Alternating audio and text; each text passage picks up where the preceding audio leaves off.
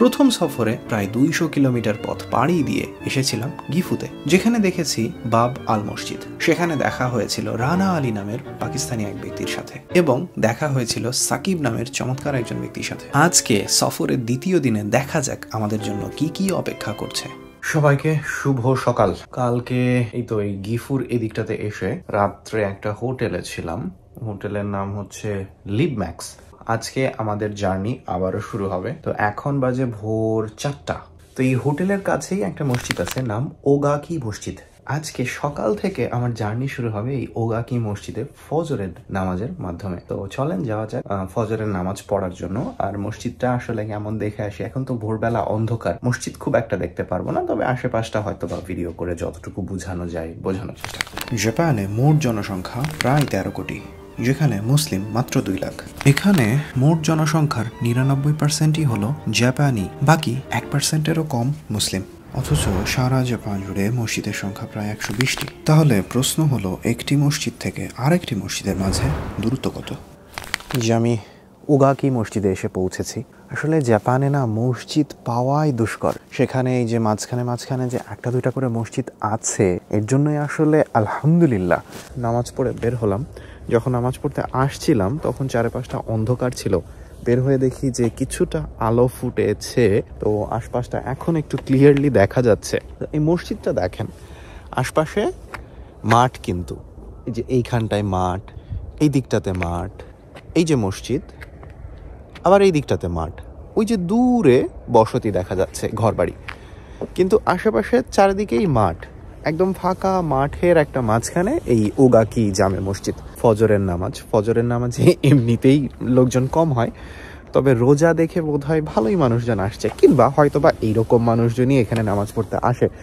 আমি তো আজকেই প্রথম, সবসময় তো আসি না, তো আমি আসলে জানি না এখানে কি পরিমাণ মানুষজন নামাজ পড়তে আসে। We met a brother. Let me just talk with him to understand this mosque surrounding and the Muslim community. Assalamu alaikum wa rahmatullahi wa barakatuh. I'm Mufti Rizwan.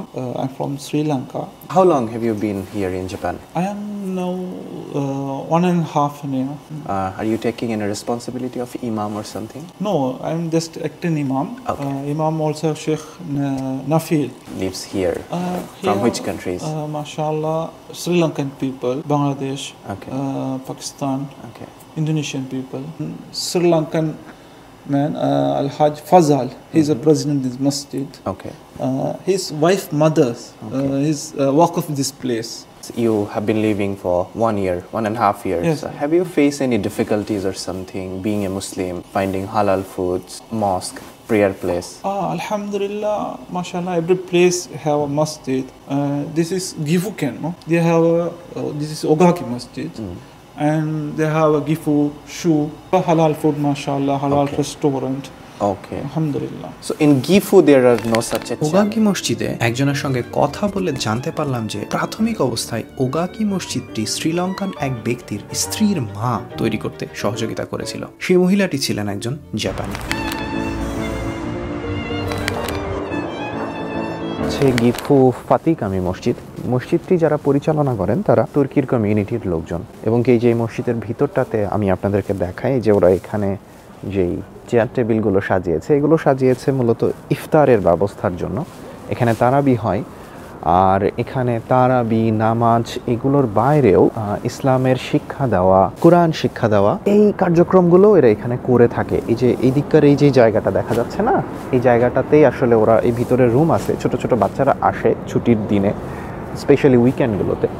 তো বাচ্চারা এসে এখানে যিনি ইমাম আছেন উনি তাদেরকে কোরআনের শিক্ষা দেয়। তো এই অ্যাক্টিভিটিগুলো আসলে খুব ভালো। একে তো জাপানে মসজিদের সংখ্যা খুব একটা বেশি না, একদম প্রকৃত অর্থে ইসলামের যে চর্চা, সেই চর্চার সুযোগটা খুব কম। বিশেষ করে যাদের পরিবারে বাচ্চা কাচ্চা আছে তাদেরকে ইসলাম সম্পর্কে ধারণা দেওয়া, কোরআন সম্পর্কে ধারণা দেওয়া। যদি মসজিদ আশেপাশে থেকে থাকে তাহলে হয়তো সম্ভব, পরিবার থেকে কেউ ইসলামের ধারণা যদি তাদের বাচ্চাদেরকে দেয় সেইটা একটা বিষয়, কিন্তু এর বাইরে সমাজ থেকে যে ইসলামের কোনো শিক্ষা তারা পাবে এইরকম সুযোগটা আসলে নেই। এখানে আসলে ধর্মের কনসেপ্টটাই অন্যরকম।